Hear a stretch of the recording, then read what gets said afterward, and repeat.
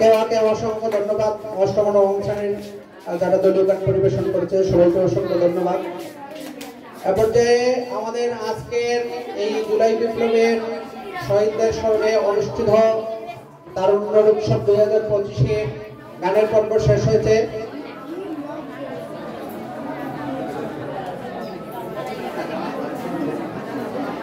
আজানের জন্য আমরা 5 মিনিট বিরতি। সবাই বাইরে যাব না, কেউ বাইরে যাব না। আমরা কিছুক্ষণের মধ্যে আমরা নাটক মঞ্চস্থ করব।